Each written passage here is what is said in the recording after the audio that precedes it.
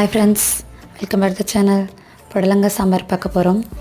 2 வெங்காயம், தக்காளி, பச்சை மிளகா, பூண்டு எல்லாம் கட் பண்ணி கழுவி வச்சாச்சு. பருப்பு எடுத்தாச்சு. பருப்பு கழுவிட்டு அதில் எல்லாத்தையுமே கட் பண்ணதெல்லாம் போட்டுட்டு புடலங்காயும் கழுவி தண்ணி ஊரில் போட்டு வச்சுருந்தது அதையும் போட்டாச்சு. மிளகாத்தூள், மஞ்சத்தூள், உப்பு எல்லாம் போட்டாச்சு. புடலங்காயிலே கொஞ்சம் தண்ணி வரும், அதனால் அளவாக தண்ணி ஊற்றினா போதும். அப்புறம் 4 விசில் போட்டு வேக வச்சிடணும்.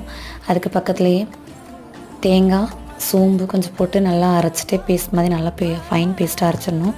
அடுத்து கடாயை வச்சுட்டு கடுகு போட்டு எண்ணெய் ஊற்றிட்டு கடுகு போட்டு உளுந்தப்பருப்பு போட்டு ஒரு வெங்காயம் கட் பண்ணி பொடிப்பொடியாக கட் பண்ண வெங்காயம், கருவேப்பிலை, 2 காஞ்ச மிளகா எல்லாம் போட்டு கொஞ்சம் பெருங்காயத்தூள் எல்லாம் வதக்கிட்டு அப்புறம் வேக வச்ச